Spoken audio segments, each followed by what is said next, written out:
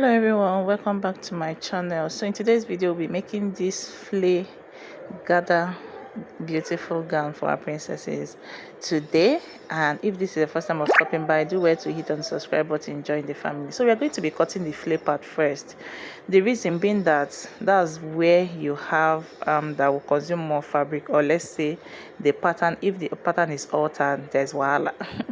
So I went ahead to fold in a triangular from the lengthwise of my fabric, and then I folded over again to have a square, or to say we are cutting the back and the front together. So I made use of 3.5 yards for this, but this depends on how big or small your child is.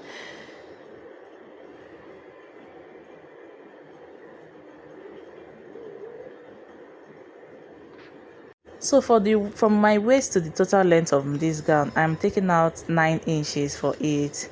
So that's from my half length down to the full length, I took out 9 inches. I hope you understand. When you look at the style, you will understand. So I folded my fabric and make sure that this shorter part is enough for your waist measurement divided by 4 plus your length, the length of the flay you want to cut out. So that's why I turned this, so that you guys will see where I am talking about. So I hope you understand this. So I'll go ahead and mark where my waist falls into, and then I'll measure it, and then I'll go ahead and start marking it all around. So remember, while adding your length, remember to add your stitching allowance. I just hope you understand this as I'm explaining it from this side. So you're not going to be marking your measurement from this side. I'm just using it as an illustration to show you guys. You're going to be marking it at the close part of this flay, or what we folded. So once you are done, you're going to go ahead and then mark the length of this flay. So this is what we have. I went ahead to cut it out from the other side. So I'm going to go ahead and open it up, one side up. So this one side is going to be our zipper area, or our zipper side. If you don't understand what I am saying, please leave a comment below and I'll do well to clarify you.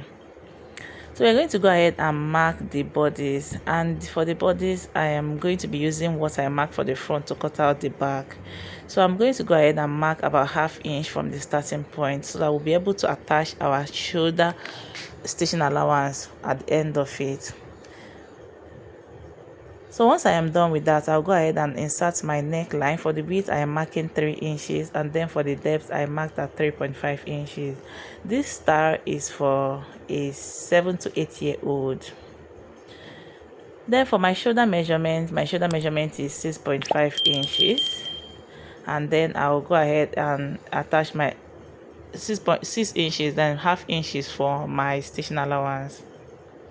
And then for my my bust point I marked at 7 inches. Remember, the bust point, to get your bust point is your shoulder divided by 2 plus 1/2 inch or 1 inch, depending on how free you want the armhole area to be. That's how to get your armhole, your bust point or your armhole line. Then I'm going to go ahead and connect all these points. Once I am done with that, for my shoulder slope, I'm going down by 0.75, and then we'll connect it to our starting point. Then I'll go ahead and insert our bust measurement divided by 4. Mine is 7.5 inches, and then I'll add 1.5 inches stitching allowance. Then at this point, I'll go ahead and make my armhole curve. If you have this curve ruler, it's easier for you to connect your armhole, but if you don't, please check out my other video. You see how to get your armhole curve easily. Then, still placing my tape from the starting point, I'm going to go ahead and insert my half length, which is 12.5 inches. And then I added 1/2 inch stitching allowance to it, because I'm going to be adding 1/2 inch at the upper side of it. So that's why I added just 1/2 inch at this side. And because my bust measurements and my waist are the same, I'll just connect the line straight to meet the half length measurement. Remember I said we'll be adding 1/2 inch at the shoulder line. So at this point I'm just going to go ahead and add 1/2 inch at this shoulder line to serve as our stitching allowance, and then I'll drop up my neckline.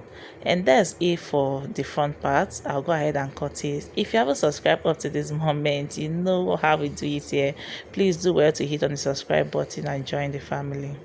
So I use the same pattern to cut out my back neckline, and for the back to cut out my back bodice, for the back neckline I cut out 1 inch, and then I added my zipper allowance to it. I don't know how I lost the clip on that, but I believe if you've been following this channel, it's not a new thing to you anymore.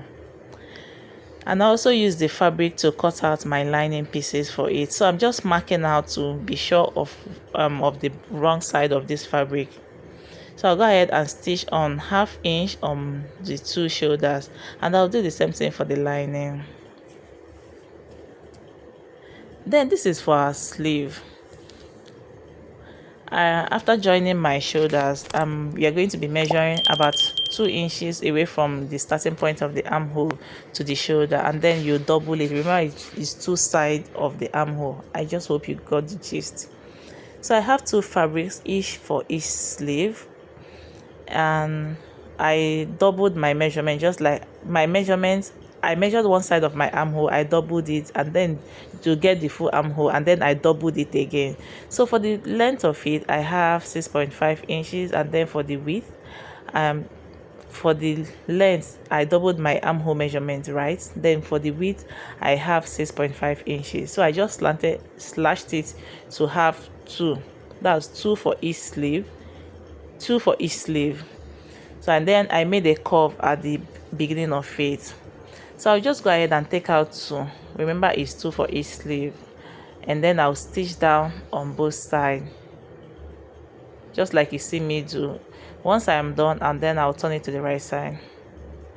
Then onto our bodice, you can see I am done stitching it on the main fabric and also on the lining. So I'll bring in what we just worked on, and then I'll place it just about 2 inches away from the armhole. I'll pin that down, and I'll do the same thing for this other side. I'll pin it down, and then we are going to go ahead and make plaits as we are stitching it. The plaits are not so going to be so big because it's just double of our armhole measurement. I'll just go ahead and make plaits and stitch it down, and I'll do the same thing for the other side. Once I am done, I'll bring in my lining, and at this point I am going to be doing front facing front, and I'll stitch down on my armhole all the way to the end, and also the other side of the armhole, and then I'll stitch on my neckline all the way to the end. So as we are working on it, the light went off, so I'm just going to go ahead and measure the lower part of this flare. Remember the flare we cut earlier, so I'll measure it, and I doubled the measurement for it, and I cut out a fabric of double the measurement of that of my flare, the lower part of my flare. Let me say the hem of my flare. And then for the length of it, remember we took out 9 inches, so I added 2 inches stitching allowance to it. So I made notches on these 2 centers of this of the flare, and then the long fabric I cut out. I'll go ahead and pin this together. Once I am done with this, I'll go ahead and start making small plaits all around the hem of this flare. And this split depends on how much fabric you have. Then for our bodies, I also went ahead to stitch on the 2 seam side after attaching our sleeve and closing up our neckline, and I also attached a belt for it. I believe all those things is what we are used to on this channel. Please check my videos. I have a lot of them that has to do with this. So from our waistline, I ran a loose stitch on it, and then I'll go ahead and gather it. Once I am done, I'll place it on the bodice front facing front, and then stitch it down. And I also attach our zipper, and then attach a bow on the front part of it. And that's it for this tie. I just hope that as I'm trying to make the videos as short as possible, that you find value in it and understand everything that we did. If you please give me a thumbs up if you do, subscribe to my channel if you haven't already, and if you think that the video is too fast or you don't understand it, that I should go back to my normal way of teaching, then let me know and I will do it. And I will see you in my next video. Thanks so much for watching.